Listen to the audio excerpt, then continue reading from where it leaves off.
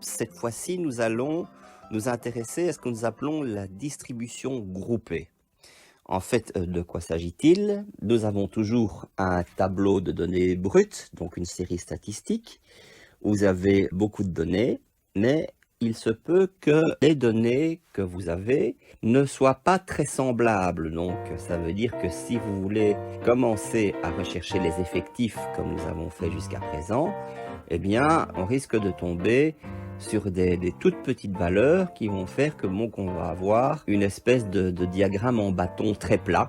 Hein, vous allez avoir toute une série de petits bâtons qui sont mis les uns à côté des autres, peut-être très serrés, mais alors d'une hauteur de 1, 2, 3, et pas plus que cela. Ce qui veut dire que vous auriez non pas un mode, mais vous en auriez peut-être 36, et avec lesquels on aurait vraiment du mal à pouvoir donner de véritables caractéristiques à propos donc de la distribution de départ. L'idée a été non pas de prendre les valeurs séparées, mais au contraire de les regrouper dans des intervalles qu'on appelle des classes. Supposons qu'il suffit de reprendre l'exemple que vous avez dans les notes. Vous avez un tableau de 98 valeurs. Je vais déjà rechercher différentes choses que je connais déjà. C'est de rechercher la valeur minimale, la valeur maximale. Donc, comme nous avions fait au départ, on pourrait même calculer l'étendue tant qu'on y est. Donc, si je recherche la valeur minimale, x min du tableau, je vais constater que c'est la valeur 41. La valeur maximale, donc x max, c'est 104. Donc, j'ai que n vaut 98. Ça, c'est quelque chose qui ne va pas changer. Peu importe le type de distribution qu'on étudie, l'effectif total sera toujours calculé de la même manière. Ce sera toujours le nombre total de données. Donc, l'étendue, c'est facile. C'est donc la valeur maximale moins la valeur minimale. 104 moins 41, ce qui va me donner 63. Alors, je vais calculer le nombre de classes. Je vais le faire une fois parce que si c'est peut-être très joli en théorie, en pratique, on va voir que ce ne sera pas vraiment cela qu'on va faire. Il existe toute une série de manières de calculer le nombre de classes, c'est-à-dire le nombre d'intervalles nécessaires pour pouvoir obtenir une caractéristique convenable de la distribution. Il y a une formule qui est assez connue. Alors je vais juste la donner pour l'aspect purement historique. Donc, c'est la formule de Sturge. Alors, si je veux connaître le nombre de classes, vous voyez le fameux cas dont je me sers depuis le début. Lorsque vous aviez une distribution ordonnée, simple, une distribution observée, eh bien, j'avais k valeurs différentes. Cette fois-ci, je vais avoir k classes différentes et k pour classe. Alors, la valeur de k, alors là, c'est là que ça devient compliqué. C'est égal à 1 plus, alors 10 tiers, 3,333, fois le logarithme en base 10, log, donc le 10, je ne suis pas obligé de le mettre, de n. Donc, dans ce cas-ci, de 98. Eh bien, on tomberait sur quelque chose qui vaut 7,6374, c'est-à-dire plus ou moins 8. Donc, il y aurait 8 classes au total.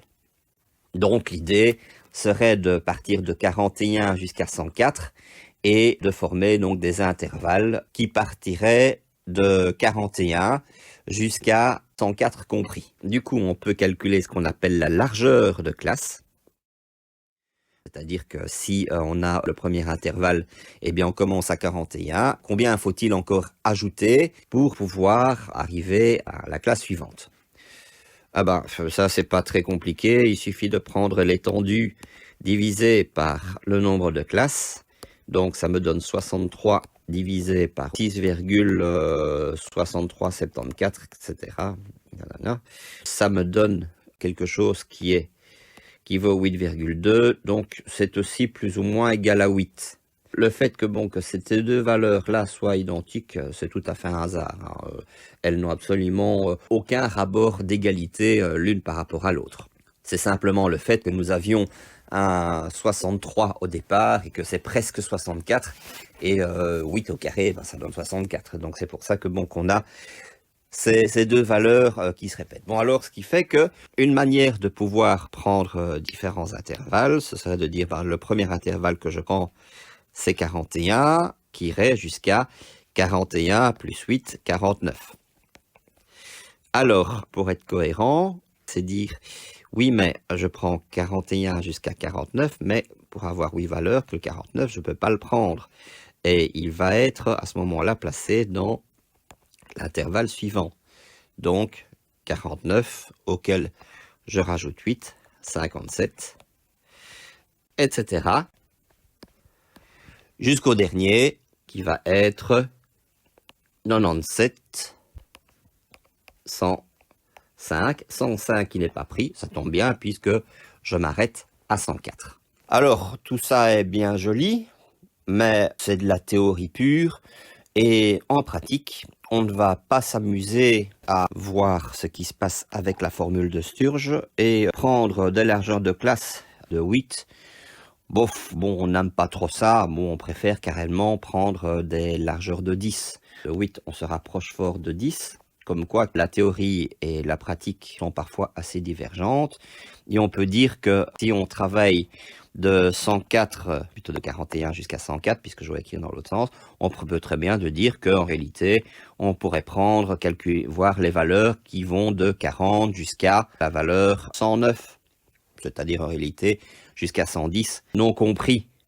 Ce qui permettrait alors à ce moment-là de pouvoir faire des calculs qui sont parfois plus esthétiques, parce que si maintenant on doit diviser par une largeur de classe, c'est tellement plus simple de diviser par 10 que de diviser par 8.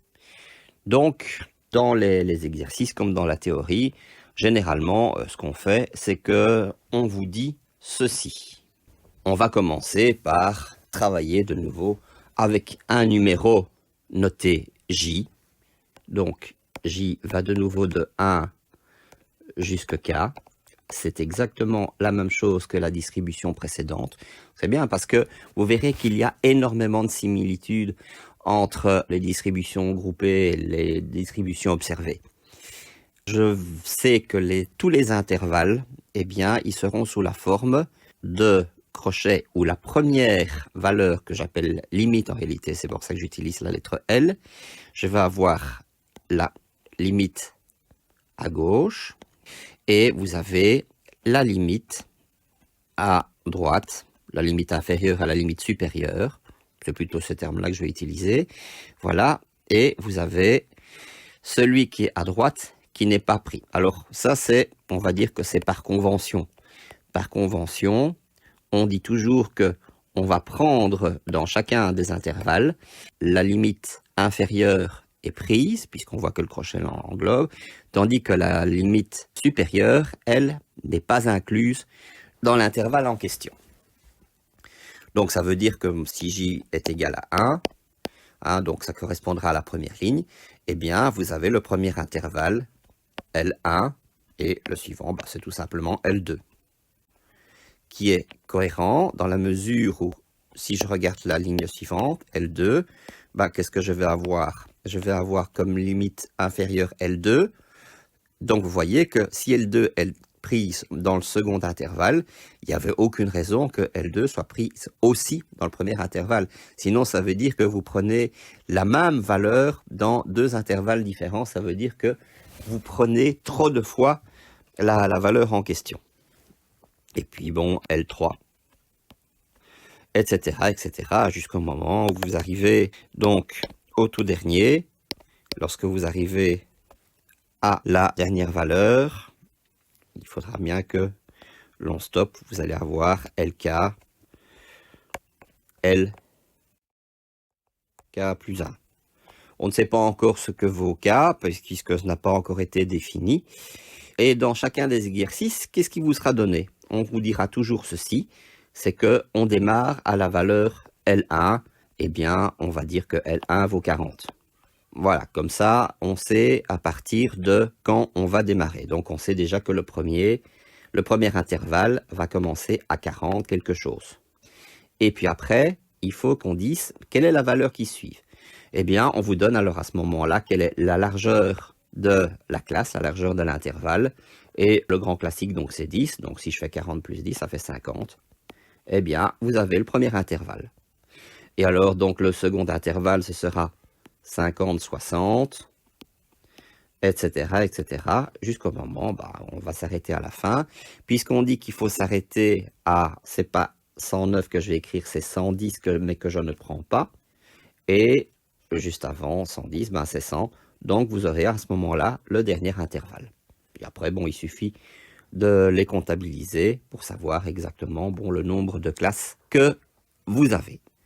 Donc, si je veux faire un tableau statistique, eh bien, j'aurais tendance à vouloir commencer comme ceci, c'est-à-dire ce que nous avons vu avec la distribution observée. Mais puisque j'ai une distribution observée, ce que je dois faire, c'est modifier légèrement ce tableau. Vous allez voir, c'est très rapide. Donc voilà, j'ai donc mis un espace plus grand pour introduire mon intervalle, c'est-à-dire la colonne où je vais pouvoir indiquer les classes. Et alors, je vais faire une petite modification en ce qui concerne les modalités. Au lieu de mettre XJ, je vais simplement rajouter, bien que ce ne soit pas nécessaire, c'est pas obligatoire plutôt, mais ça permet de pouvoir mieux comprendre, c'est mettre un petit c ici, de telle sorte que la valeur sur laquelle je vais calculer tout le reste seront ce qu'on appelle les valeurs centrales. Alors comment est-ce que je fais pour calculer une valeur centrale? Eh bien, c'est tout simplement la valeur qui se situe au milieu de chacun des intervalles. Donc, si je veux calculer n'importe quelle valeur centrale, je prends la limite inférieure, je prends la limite supérieure, et ensuite, je divise le tout par 2. Ou encore, quelque chose qui sera encore plus pratique, et lorsqu'on utilise le tableur, c'est plutôt cette formule-là qui sera utilisée. Je prends la limite et à cela, je rajoute tout simplement la moitié de la largeur de la classe. Donc voilà comment est-ce que je vais trouver chaque valeur centrale. On va regarder un petit peu en pratique ce que ça donne donc avec notre exemple. Donc voilà mon point de départ. J'ai cet intervalle, donc j'ai cette classe, la largeur de classe vaut 10, c'est ce que nous avions choisi comme départ. Et comme nous avions également que L1 vaut 40, eh bien on va commencer par calculer les valeurs centrales. Quelle est la moitié de 10? C'est 5. Si j'ajoute 5 à 40, ça fait 45. Et on est tous d'accord pour dire que 45 se situe bien entre 40 et 50. Donc, vous avez la première valeur centrale qui vaut 45. Alors, 50 plus 5, ça fait 55. Et ainsi de suite. 65, 75, 85, 95, 105. Et voilà qui est fait. Une fois qu'on a fait ça, eh bien, la grosse différence entre la distribution groupée et la distribution observée a été faite. Après, on refait exactement la même chose. On oublie tout ce qui est intervalle, on ne regarde que les valeurs centrales. On va aller pêcher les effectifs. Alors attention, les effectifs, si je prends la première ligne, ce qu'il faudra faire, c'est non pas rechercher toutes les valeurs 45 dans le tableau, mais au contraire, toutes les valeurs qui sont entre 40 et 50. Une autre manière d'exprimer ça, c'est de rechercher toutes les valeurs qui sont entre 40 et 49 compris. Voilà. Et si on fait ça, eh bien, on va trouver deux valeurs entre 40 et 49 compris. On va trouver 6 valeurs entre 50 et 59 compris, etc., etc. Donc, ici, je vais en avoir 16. Ensuite, 40, 22, 9, 3. Et alors, aux grandes surprises qui n'en sera pas vraiment une, si je fais la somme des effectifs, qu'est-ce que je vais obtenir? l'effectif total. Voilà, donc j'ai bien n qui vaut 98. Et puis ensuite, c'est rebelote. Aucun mystère de ce qu'il faut faire pour trouver les différentes fréquences. Eh bien, il me suffit de prendre toutes les valeurs et de toutes les diviser par 98 avec un total qui vaudra bien entendu à 100%. Fréquence cumulée, comme avant, je commence par écrire le 2. Le 2, je rajoute 6, ça fait 8. Et puis, je rajoute 16, ça fait 24. Plus 40, 64, etc., etc. Je vais obtenir 86, 95 et bien entendu 98, l'effectif total. Pour la fréquence cumulée, je recopie bêtement 2, 8, 24, 64, 86, 95, pas le 98. Je divise tout par 98. Et le dernier, je n'ai pas voulu mettre 98 parce que 98 divisé par 98, ça me fait 1. Voilà, j'ai fait le début de mon tableau. Vous voyez que c'est absolument semblable à la distribution observée. On retombe exactement sur le même type de calcul. Alors, qu'en est-il des formules pour les différents paramètres? Eh bien, il n'y a rien qui change. Ce sont toujours les mêmes. Donc, ça veut dire que si je veux connaître la formule de la moyenne, eh bien, qu'est-ce que nous avions pour la distribution observée? Nous avions 1 sur n multiplié par la somme des nj x j, avec j qui va de 1 jusqu'à k. Voilà donc la formule de la moyenne. Qu'est-ce que je dois mettre en plus? Eh bien, le petit c qui est là, histoire de dire que cette fois, je ne joue pas avec toutes les valeurs du tableau, mais seulement avec les valeurs centrales. L'importance de cela, c'est que cette fois-ci, je ne vais plus avoir des valeurs exactes, mais des approximations. Mais ce sont des approximations pratiques qui vont faire que lorsque l'on fait les différents calculs par la suite, et je pense surtout à l'écart type, eh bien, on va constater que même si ce n'est pas l'écart type exact que l'on aurait obtenu avec une distribution ordonnée, eh bien, la valeur est assez proche. Donc, nous avons à ce moment-là le calcul de la variance qui est donc, il n'y a pas de secret, c'est toujours la même chose. Donc, 1 sur n, la somme des écarts au carré. Donc, j est égal à 1 jusqu'à k des... Alors, nj, xj moins x bar au carré. Ça, c'est la distribution observée. Pour la distribution groupée, hop, je mets un petit c. Vous voyez qu'il n'y a strictement rien qui a changé. Alors, est-ce que la formule qui dit que la moyenne des carrés moins le carré de la moyenne est-elle toujours vraie pour la distribution groupée? Oui, c'est toujours vrai. Donc, ça veut dire que si vous recherchez la moyenne des carrés, ce sera toujours donc 1 sur n fois la somme des carrés. Donc, nj x, allez, je vais le noter directement cette fois-ci, x c'est j au carré, j qui va toujours de 1 jusqu'à k. Et il ne reste plus que l'écart type. L'écart type, qu'est-ce que c'est? Bah, ça ne change rien. C'est toujours la racine carrée de la variance. Tout est absolument identique. Il y a deux paramètres que j'ai négligés jusqu'à présent. C'est le mode et la médiane qui fera l'objet de la prochaine leçon.